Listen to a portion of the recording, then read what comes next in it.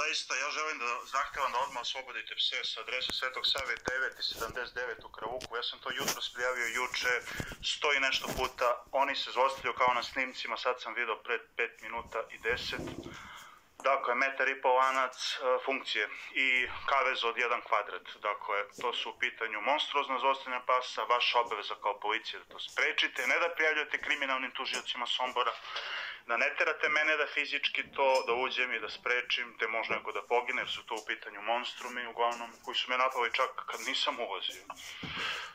Dakle, nemojte da igrate nikakve prljave igre, radite po zakonu. Ako je kriminalizovano osnovno tužilaštvo i više, a jeste Sombora, preduzmite odgovarajuće mere, vi rešite problem, zahtevam, vi ste policija, zahtevam to od vas. Razgovor se snima, ja ću zahtevati vaš otkaz. Dobro.